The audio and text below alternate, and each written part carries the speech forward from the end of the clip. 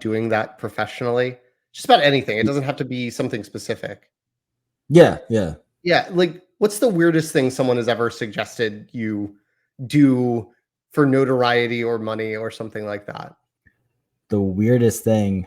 Where I'm going with this is someone today suggested that I do character voices and set up a social media account where I do character voice based comedy. And But so they heard your Elmo voice.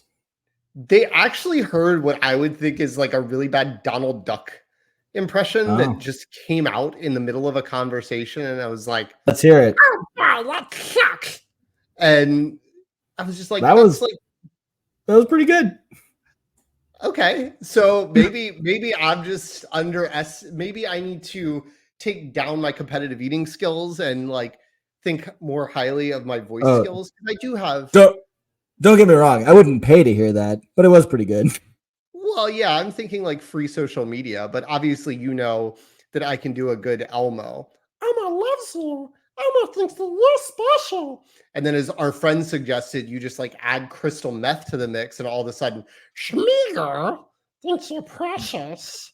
He loves you. It doesn't work with Smeagol to say you love somebody because Smeagol only loves the precious.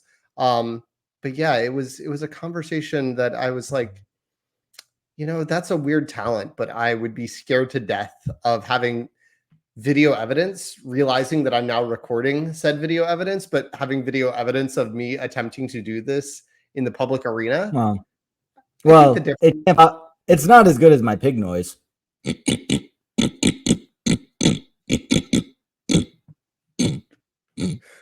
All right. I think you officially were the weirdest sound coming out of anyone's mouth tonight.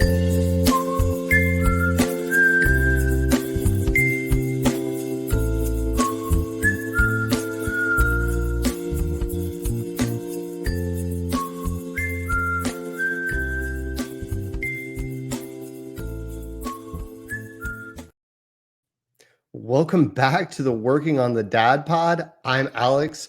With me, as always, is Ethan. Tonight, we are talking about working on bodily autonomy, a little bit of mix in with consent there. Should be an interesting conversation. And just as sort of a programming note, I will be out of town next week. So if we get through this conversation efficiently, we'll have a fun little quick hit episode next week. If not, and we'll kind of know by the end of this recording whether we're going to be doing another episode tonight or not, but we'll hope to have something fun for you guys to put out next week. While we have you, before we get into any of our topics or story time, make sure you're subscribed to us on YouTube, like our videos, turn on that little bell for notifications so you can get notified as soon as we post the videos. A lot of times when we're doing this, we have a new editing process, and I like to get those YouTube videos up the night before. So if you can't sleep on a Thursday night, you can watch us on YouTube. Or if you're the type of person that's a psycho that gets up at 4 a.m., you could also do that before the podcast drops on Spotify, Apple Podcasts, or wherever you get your podcasts. If you like the show, please leave us a review, leave comments, like it, share it with friends. That is the absolute best way that you can help us out in growing this show. With that said, Ethan, how are you doing today? I'm doing okay. This was a wild week just on a lot of fronts for me, both professionally, personally. You know, I'm definitely a little stressed, but really happy to know that I made it through today and that tomorrow is Friday. It should be a little lighter, and you know, we'll see how it goes. What about you, man? I'm actually in a strikingly similar boat.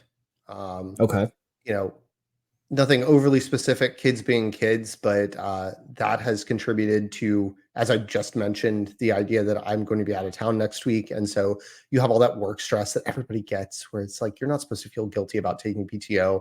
And my manager and my coworkers do not make me feel this way, but I have big projects that are extending through the month of March. And I just need to make sure that my ducks are in a row so that I'm not coming back and making more work for myself when I come back. So there's a little bit of anxiety around that, but otherwise I'm doing okay. You know, I wouldn't say I'm excited to talk about bodily autonomy and like, yay, but I am very intrigued by the conversation because I think it's a super valuable one that is something that I learn more and more about, especially when it comes to young kids, how to Mhm. teach it, how to convey it, and the different ways it comes up.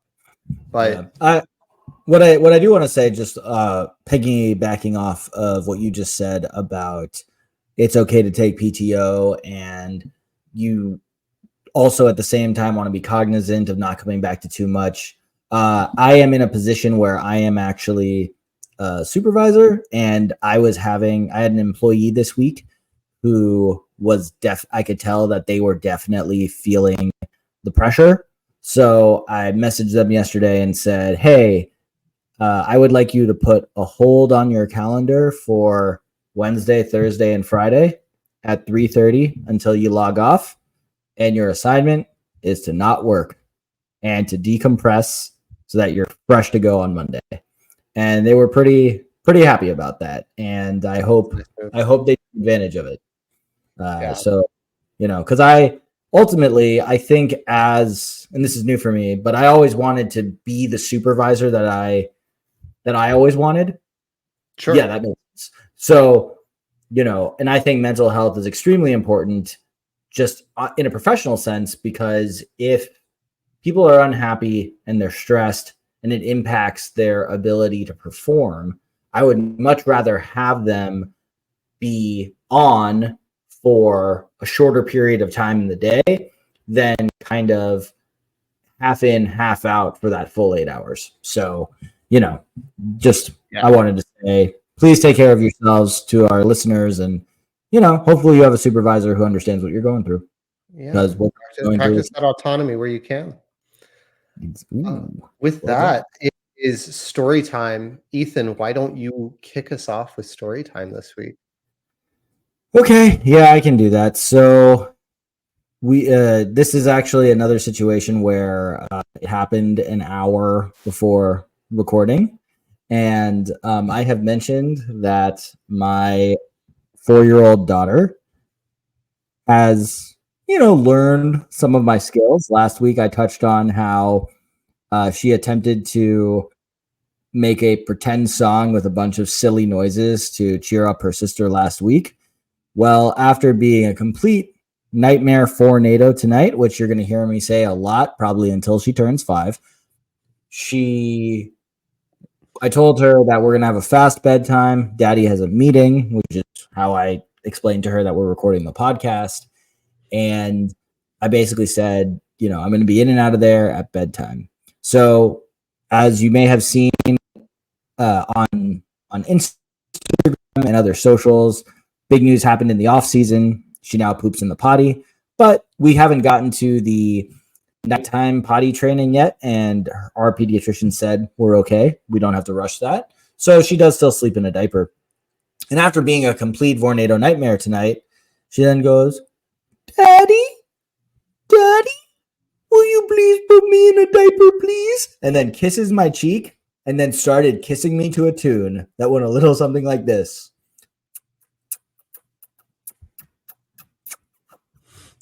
And I am just sitting there laughing Gas hysterically because magic here. I'm still pretty mad at her. But oh man, does she know how to get me? So that's Yeah. my story of the week. Yeah, those kids, they know how to absolutely turn on the charm when they need to, and it is just I don't know, it is interesting to see, like, where I think sometimes it with our older daughters, sometimes I think, like, it borders on manipulation. Right? I don't know that there's 100%. malintent, but they know exactly what they're doing. So yeah, it's definitely interesting. But my story of the week was this past Sunday. I know I've mentioned this that my kids fancy the show Bluey. Mhm. Have you seen Bluey? We have not seen it yet because Okay. we want our daughter to watch it and she keeps saying no. So Mm, we kind fair of enough. don't want to watch it No, without her, though we've heard it's quite good. it is. It is quite good. And I will also say this: the episodes are, mostly under 10 minutes, and Mhm. they still deliver a powerful message. So it's the kind of thing that you could commit to one episode and see if she just sort of like plops down, but without asking her to participate, just be like, "Mommy and Daddy are going to watch something," and then a cartoon pops up, and all of a sudden might pique her interest. Who knows? I don't know that it's necessarily something you have to steer them to, but anyway, the premise of the show, really one of the big things is the dad bandit. I think he has gained a lot of notoriety globally, really, but for being a pretty awesome dad. He is the kind of dad that the kids suggest a pretend game and he's jumping in with both feet right away. Even if he's groaning about it, he's just all about it. He's fantastic at playing with his kids. And frankly, he might be the biggest omission from our dad draft. I Well, was just going to ask if you would have drafted him. I should have. Like I Mhm. don't think I gained some super insight since our draft about him because my daughter has been watching this since before, and frankly Mm, I regret it a little bit, probably taking the place at least of like Mrs. Doubtfire in my honorable mentions, right? Just as a well-rounded 100%. dad. But anyway, my daughter watches this show and she primarily does it during her weekend screen time when her brother is napping. And she Mhm. was watching quite a bit of Bluey. And then after that ended, I had watched a little bit with her, going in and out, doing chores, whatever, but watched a little bit. And it always serves as a nice reminder watching Bandit dive in with 2 feet to go, hey, reminder to self, do that because it brings your kids joy. And so I did that. And we immediately go out to the trampoline, and my son and my daughter, they're racing around, and I'm giving them nicknames and commentating like it's a roller derby or something like that. And they're having a great time. They're having fun. They're enjoying themselves. And I'm just like, this is great. We continue that. There's something where my daughter comes up and pretends that I'm a cat and I just roll with it immediately. And we're having a great time. We have a great day. And that it just continues that vibe almost all the way until bedtime. And then we get to bedtime. I'm putting my daughter to sleep. And she goes, I wish our days could be more like Bluey. And I'm like, what do you mean? And she goes, I wish that when we were hanging out, we could play like that we could just like pretend and be silly. And I cannot tell you how brokenhearted I felt when I had to Oh recite man. back to her my interpretation of our afternoon and go, I really thought we came as close as physically possible to that kind of Aw. day. And I'm sorry you didn't feel that way. And I was like really hurt. And she looked at me, she goes, you put it that way, and you're actually right. I'm like, I didn't understand, and I still don't understand. I'm like, where is the disconnect? Like, what did Yeah. I not do? What part of it? Because I think Bluey and Bingo, the two kids, I think their parents, permit a whole bunch with always eventually they're getting around to a lesson, right? They've got a point to make. But Mhm. there are plenty of episodes about things like cleaning up your toys and respecting others and being nice and including people. And there's always positive messages to the show most of the time. And so I was just like, I don't get what you think our life should be like that it isn't. But yeah, that was Mhm. my story. I don't want to say saw the error of her ways because I was just but man, whew, that was a tough pill to swallow where you think you're doing your best and your kid goes, hey, why can't we do that? And I'm like, I literally thought we did. Mm. So anyway, little bittersweet because we all had a great day, but apparently not everybody realized it was a great day when it was happening. Mm. Namely, the people Yeah, laughing the that's loudest. that's a bummer, but we'll see how that goes because she did acknowledge your correctness in the end, so Yeah. might be good.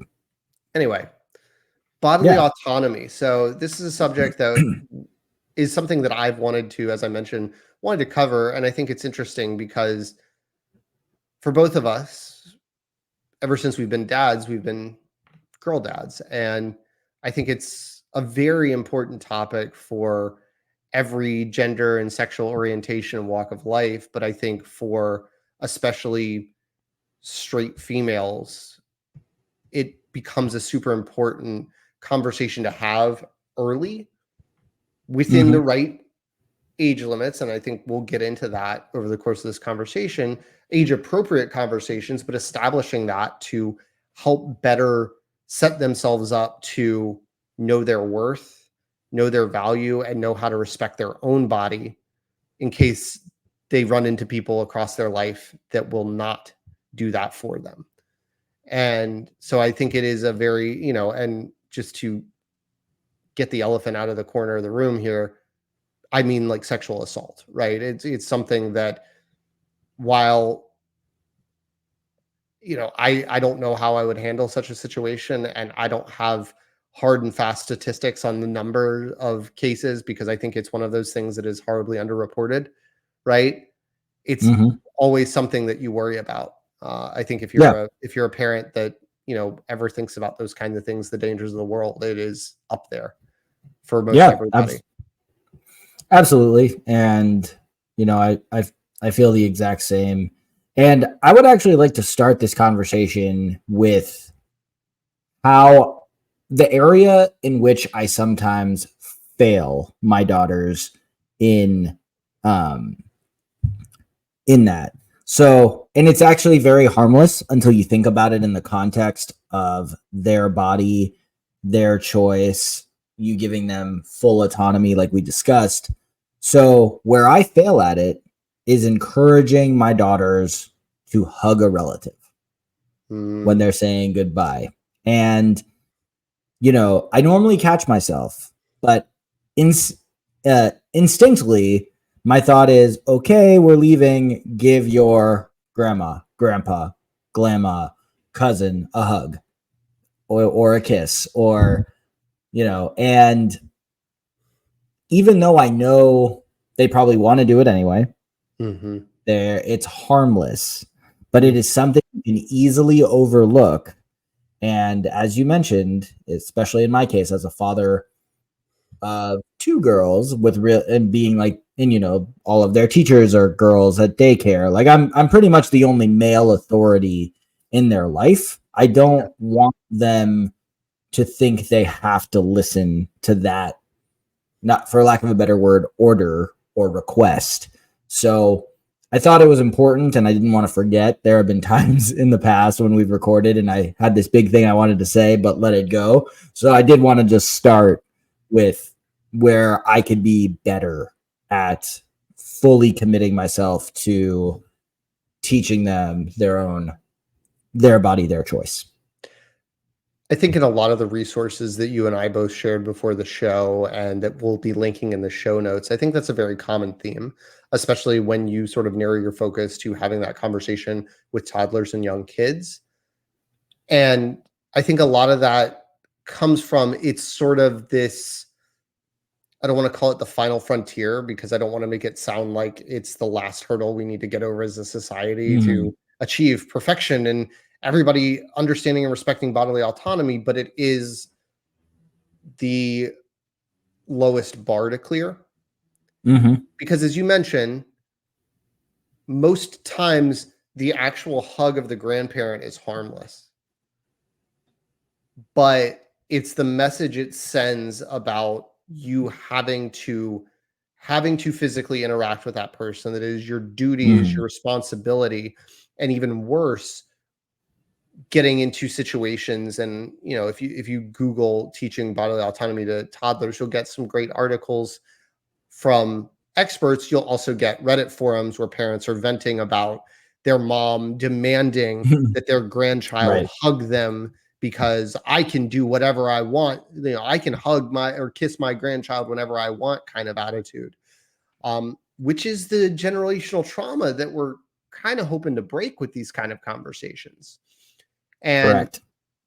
but I do think it is such a low hanging fruit. What I don't know if I've always done this. I don't know if I intentionally do this, but in those exact situations you're talking about, when my mother-in-law or my mom is leaving from dropping the kid off at my house, kid or kids, whichever one they have, I always ask, do you want to give your grandma a hug? She's leaving now. Mhm. And I think that that has derived less from bodily autonomy and more from kids having meltdowns in the past and chasing a grandma out the door because they missed their opportunity. And so me being very clearly Mhm. going, if that hug that you always want is something you want today, go get that thing now or miss out on it forever. Right? Right. It's much more of a like, eat your food now because we're going to be brushing teeth when the timer goes off kind of thing, and Mhm. less of a Yeah. like, hey, is this something you really want? Check in with your body. It's like, use it or lose it, kid.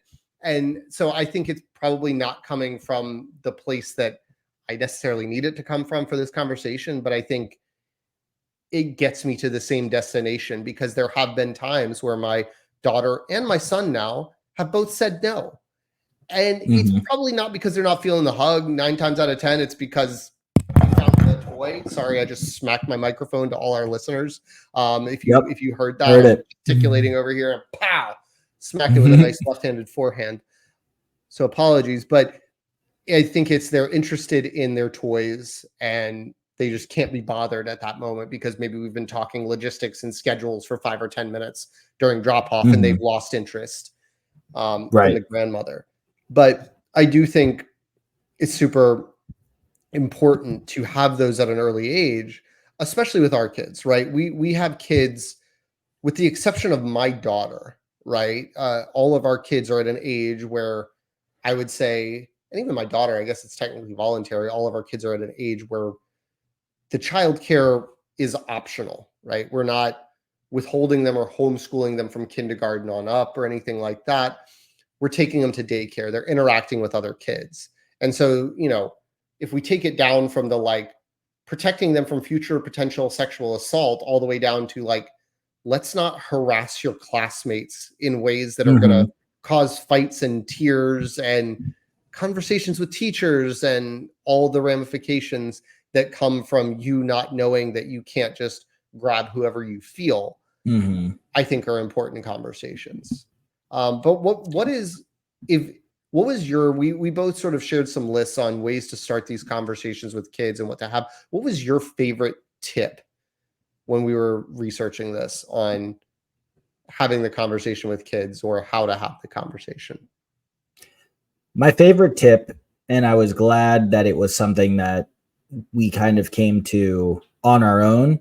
And let me just say, I came to it on my own. There's a very good chance that when I say that, I mean my wife did much more research before we became parents, You're probably like, read sounds it good. somewhere Yeah, that and sounds good. I buy said it in. and said it. And then like a week later, I probably repeated it as if it was an original thought. But Here's the thing. having I have done that countless times, and then the reason that I actually do my homework and get bought in is because I'm having a conversation like this, but in public with somebody Mm, else, and I'm like, I want to be able to defend our decision and not look like a goober that's just saying, "Well, my wife wants to do it." I want to be able to right. actually back her up, and that becomes my driver for Absolutely. actually learning why we're making this parenting choice together. There you go. I like that. I like that a lot. And I will probably not copy it, but I'm going to say I'm going to copy it. But I'd say my favorite tip was using uh, they'll say anatomical language with regard to body parts, but I also think it's using actual vocabulary. Like I the other day at one of the birthday parties that I had mentioned that I went to like 5 in 4 weeks, my daughter wanted to hold hands with one of her friends, and the friend did not want to hold her hand. And I said, honey, it is her body, her choice. And the dad of that girl was like, I guess it's never too early to teach about consent. And I said, it's definitely not, because girl on girl crime is sometimes a thing. And then another mom surprisingly jumped in and said, can girls get canceled? And I said, yeah, girls can get canceled. and everybody deserves to respect everybody else's body. Yeah. And I felt pretty smug in that moment, but it was cool. It was cool. It helped me prepare for this moment. Like you telling the women of the world personally that, yeah, you can get canceled. Just kind of Yeah. staring them down with an ice cold stare. Mm-hmm. Yeah, I really liked that one, and that has been something that, not for the autonomy reasons, again, arriving at the right destination through a different road, but it has been, I guess maybe it is born from bodily autonomy, but it's the idea of wanting them to not feel ashamed of body parts, right? Mm-hmm. Understanding that we need to cover them because certain things are not socially appropriate, but also not being ashamed of what their body parts are, because I think it can also, in addition to these consent conversations and comfort conversations and eventually sexual education conversations, I think it also can play a role in body dysphoria Mm-hmm. conversations.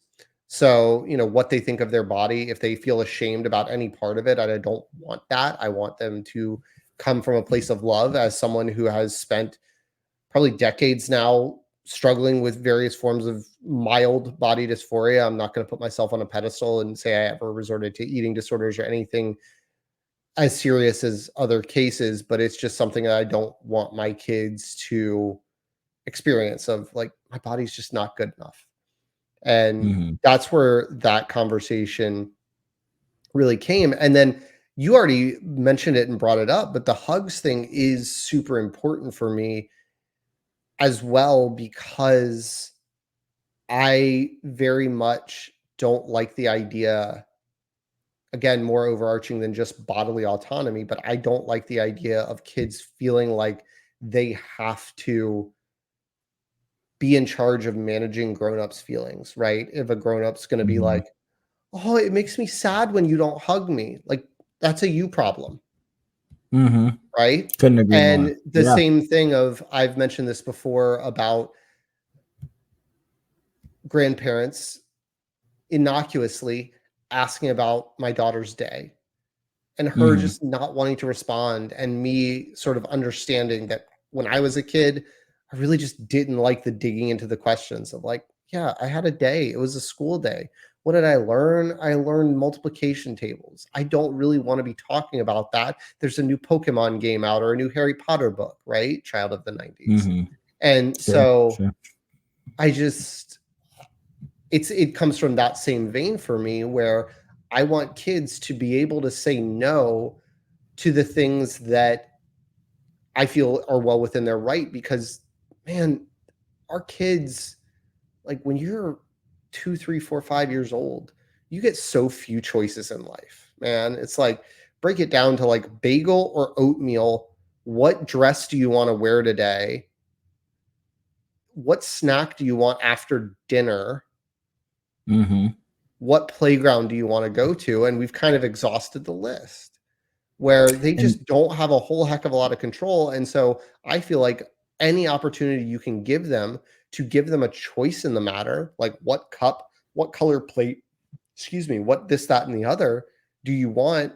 Do you want to give this person a hug, a mm-hmm. kiss, say goodbye? I Yeah. want them to have that choice, so that when I don't give them a choice about whether or not they brush their teeth, it's not adding to the pile of times they didn't get to make a choice today, you Right. know? And speaking of choice, we are recording tonight, Thursday, March 7th. About right at the same time we started recording, President Biden was about to give his State of the Union. Mhm. And all I'm going to say is there is a lot of discussion about choice and bodily autonomy going on, in outside of our homes, around the country. And it is something that, especially in both our cases, as we are raising young girls, it it's going to come up in conversation. And, you more than me are at risk, just in the state that you live in, of how that conversation is going to come up, where Yeah. my daughters might have more rights than your daughters at some point, your daughter at some point. Right, and I think that those are really, those are the kind of conversations where I think I'm not ready to have all of those kind of conversations Oh, with my sure, kids. sure. But I think there are ways you can sort of broach those topics a Mhm, little bit, right? Like mhm, my daughter has started asking some very basic questions about my wife's menstrual cycle, right? And mhm. learning about those kinds of things. And I won't get into any of the details of those conversations because I don't want to have to content warning anything for people that might feel uncomfortable. Sure. But she is asking those conversations, and we're trying to explain it as in as much basic biology as possible, right? Mhm. Yeah. And so they're going to come up and those conversations are going to evolve. And we keep mentioning our daughters, but by that same accord, being a dad to a son, they are conversations that I touched on with both of my parents.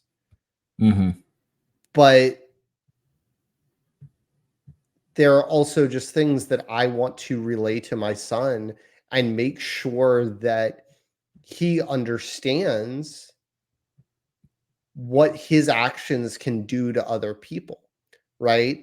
I don't know how large or tall my son is going to be, but early indicators are that homeboy is at the top of the charts on all the things. And there's a much stronger correlation if we're talking 2 years from now than today. But because he is very large for his size, I immediately go, when you're big, you can get away with a lot of things physically because people are afraid to challenge you. And so you think back to Uncle Ben and Spider-Man and say, with great power comes great responsibility. And I would say that power lies with most men of the population who are usually physically bigger and stronger than their female counterparts on average. mhm, But especially when you are a size of human being, potentially, that mhm, is considered a big person, no matter whether you are male or female. I'm like, it is especially important for someone like that, not even when we're just talking about sexual consent, making in that arena, but just general consent of you putting your hands on someone, because the bigger you are, the implications of you putting your hands on someone have greater consequences. And maybe you felt this because I felt like when we were in college, because of your high school football background and weightlifting, you were one of the stronger guys I knew, right? Obviously, we had some of our fraternity brothers who like crushed it at the gym day in and day out. We had the fraternity brother who was like a male cheerleader, like, and some of those guys that were bigger and dude was stronger than jacked. us. But like, I don't Yeah. know if you've ever felt that, where I'm always sort of been like, I'm like the definition of average size and strength on most things. Yeah, I mean, I definitely looking back on it and at a little bit in the moment. So, I have been the same height since 5th grade. Right. My pediatrician lied to me with the height projection. So, Sure. for your son's sake, I hope that's not happening. Anyway, because I was the size of an adult human in 5th grade and stayed there, I definitely uh there were definitely like hugs of classmates that like looked weird in that situation. And especially, when you get older in junior high and high school and you interact with people of different grades. So Hmm. having a younger brother who was a freshman when I was a senior, I knew a lot of his friends, and Hmm. some of them who were girls would run up and give me a hug. And there were some teachers who would look at that and say, like, should you like be hugging her, Ethan? And it's, you know, even when was that? 2007 is when we graduated high school. So, I guess that was pretty aware on their parts, but it definitely caught me off guard sometimes because I was simply just like sometimes just the receiver of a hug, you know, and didn't like the connotation that that hug gave off. But it's 2024 now, and that is something that as a man in the world and as a supervisor of women employees and like other things that you just always have to be very cognizant about. Like, you Yeah. know, what, yeah. So, And I think it's always something you have to be aware of. But I think, like I said, having those conversations early, and you know, I think when people hear that, sometimes again, they jump to having the birds and the bees before they get to preschool. And that's not what I mean, right? These right. conversations about touching, I specifically had one with my son probably about every day this week. As I mentioned in story time, I think last week, he's really big into throwing and hitting. And every time he does it, I have gotten in a habit of I will tell him once to stop. And the second time, I take him to his room and I talk to him about how he can't do that. Or if he hits me with something or throws something at me, I say, it hurts me when you do that. Can you please stop Mm-hmm. doing that? So that I'm not saying, I'm not putting all the onus on him, but I'm showing him the effects. And he'll Yeah. always go, okay, daddy. That doesn't mean it Mm-hmm. necessarily is sinking in every time, because I have to have this Right. conversation daily, but Yeah. repeating it. But it leads me to this conundrum, because there's this part of the story that I just sort of glossed over and scanned over. And it's what gives me a ton of trouble, because we've talked about gentle parenting, right? And one of the Mm-hmm. things that you can do in gentle parenting that isn't permissive parenting is this idea of, once again, giving them a choice. Let's say a kid's on the playground and it's like, it's time to go. Would you like to walk to the car, or would you like me to carry you? Right? This is Mm-hmm. considered good parenting. And then if they don't respond, or they say, I'm going to walk, and they don't do it, you can then follow up. It looks like you haven't made a choice. If you don't choose, I'm going to carry you. I think that's Right. appropriate. I think you're setting expectations, but there's also I don't have a good solution. So don't I'm highlighting a problem without a solution here, folks. But like, when at the end of the day you then pick them up against their will and put them where you need them to be, I'm like, the core message there is the bigger, stronger person makes the rules. Yeah. And And the part of that story where my son is hitting, and I'm saying, respect people's boundaries, pick him up, move him to another location. You need to keep your hands off of people. yeah, And I it's recognize it in the moment, but I'm like, I don't know what else to do, because I can't leave you chucking magnetiles at your sister's head. And I'm not going to right. stand there and be a human shield for her while I try to get you to do it. And so there's gray areas. I want to tell everybody Yes. out there that's going to sit there and find the gray areas in all our scenarios, that there is no black and white way to have the conversation. And it, like, I think there are on the extreme ends of touching, right? Like, sexual assault is wrong. Doing something sexually to someone that is saying, no, I don't want that, is wrong. Black and white. Yes. But between that and like, hi, can I hug you? Yes, great, hug. Somewhere along there, there's a huge spectrum of gray areas, right? Absolutely. And And so it is, I would say, challenging and heartening and tough. yeah, it's, I won't get into all the details, but I've in the last couple of weeks mentioned my 4 NATO kid, and I've had multiple times just been like, I like physically need to move you away from what's causing this problem. Yeah. And that makes things worse. But just to wrap this up on a bit of a lighter note, one of the funny things is that I've got, as you know, we've got two girls over here. Hold on one second. This is going to be terrible podcasting. I'm sorry. So as you know, we've got two little girls in our house, and we're trying to teach them both consented bodily autonomy at the same time. And at night, we asked the little one, before she leaves the older one's room, do you want to give hugs and kisses? And her older sister always wants a hug and kiss. She doesn't always want a hug and kiss. So I'm trying to teach the older one to respect the autonomy of the younger one. And that is definitely a much harder concept for her to grasp, rather than her autonomy versus everyone else. So, like I said, or like you said, gray areas and Yeah. finding that balance. We deal with that a lot. I will say my daughter and my son obviously struggles with it, as I mentioned. My daughter struggles with doing things to her little brother that he doesn't want. Where we are not struggling is the anatomy portion of it. Mm, My son mm, this evening took a bath, got out. We gave him diaper free time before bed for 45 minutes or so, and he spent about 5 of those minutes walking around going penis. So nice, yeah, he nice, he knows what it is. He's good, he's well good, good. prepared in that arena. But anyway, should we? Speaking of bodies, should we talk a little Yeah, bit about let's talk ours? about bodies. All right. So for I would like to jump in. Just mine's going to be short and sweet. So last week I was 195.8. I mentioned that I was in a lot of bad habits last week. This week I'm 192.6 again. So I lost 3.2 pounds. And the only real change I made this week was just being more aware of the my tendencies to try to board eat or eat my feelings.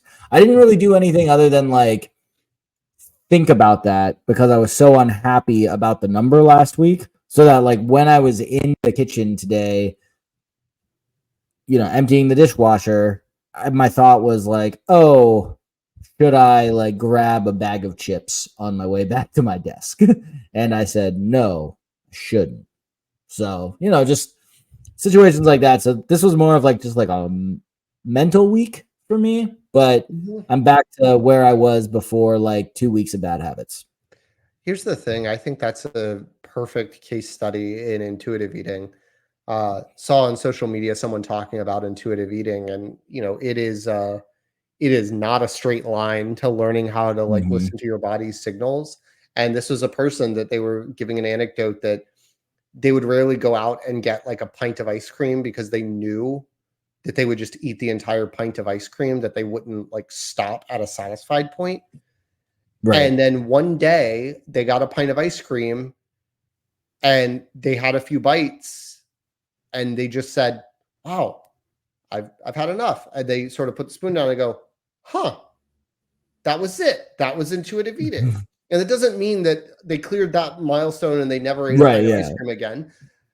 They explicitly said so, but he basically had that click. And I sort of try to look at it from, I had a almost identical experience. As I mentioned as well, tough week. Didn't sleep super well last night, around 2:30, because things had been chaotic in the morning. I hadn't eaten breakfast. I ate an early lunch. We didn't have a lot of food in the house because we were trying not to over grocery shop, knowing that we're going out of town for 7 days. And Mm-hmm. I was about to just like grab some food to like get some calories and grab something, put it in my stomach. And what I decided to do, just like your chips thing, is I said, I'm going to take 3 minutes here and I'm going to make the breakfast that I missed out on, which is Greek yogurt, blueberries, and protein powder. Because I'm like, I kind of want something sweet. And instead of grabbing like leftover Valentine's or Christmas candy that's hiding in the cabinet somewhere or something else, like I can get this from my breakfast, be satisfied, feel better about my decision, get 50 grams of protein or whatever's in that concoction that I have there.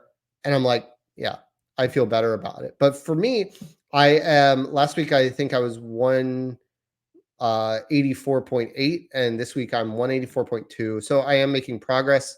Um, it was not the milestone that I wanted to hit just because we got about 3 weeks left for me to say I want to get to 180 by my birthday. Mm-hmm. Again, I'm not going to kick myself if I don't get there, but I want that goal there to keep me from doing the thing that we do where it's like down 2 pounds, up a pound, down half a pound, up a pound and a half, and go, I'm Right. trying really hard. And it's like, Right. I think that there is that line, and I'm being really conscious of it, of not crossing the line from being unhealthy to going, okay, I'm trying to accomplish a goal. Let me stick to my goal. Let me check the boxes versus feeling guilty. And it's a really, speaking of gray areas. But my challenge Yeah. this week is going on vacation I'm not going to, we're not going to do as much grocery shopping. We have a Verbo rental, so we will have a kitchen to cook things, but we're going to be eating out more. And that, and not having my gym. But my wife sort of went, what do you want to do about working out? Like, what do we want to do about working out? And we have some of those Bowflex Select Tech dumbbells. And she was like, I think we could throw those in the trunk. I've actually heard of some clients doing that. I'm like, yeah, that's great. And then I started Googling around, and we're members of the YMCA.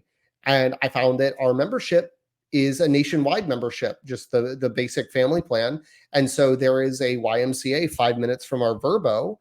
I don't know how many times I will show up there. I don't think it's going to be 6 times like I typically do these days here in Florida, but it is going to be, if I got there once or twice, that's 1 or 2 more times than I was expecting to get out of this week.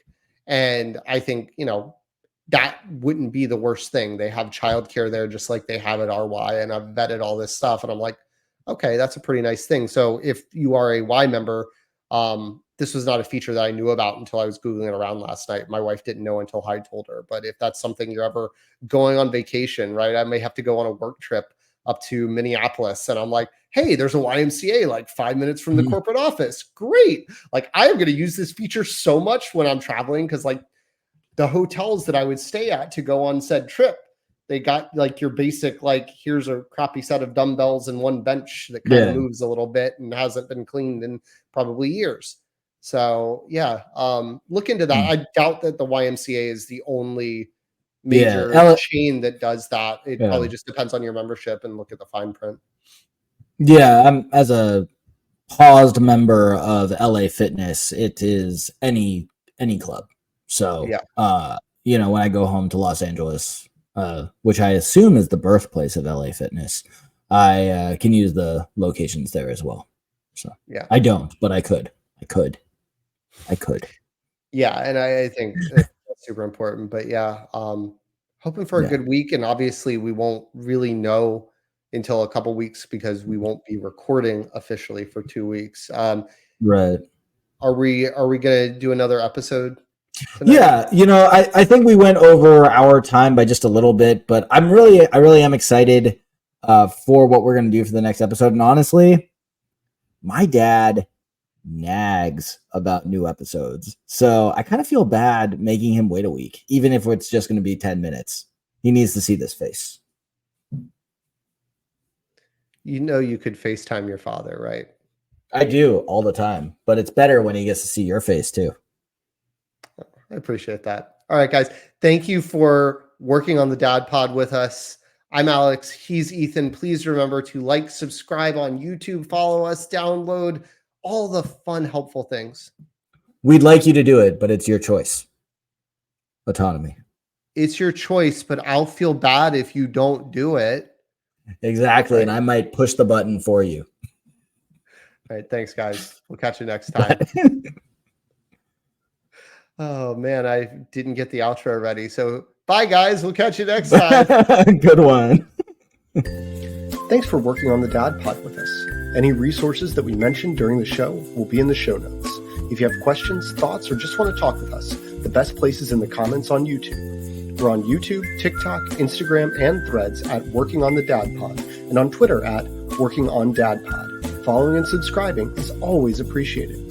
Please rate and review us. That helps get the show to new people. And if you know a dad who would enjoy our show, sharing it with them is a huge help to them and us. Have a great week.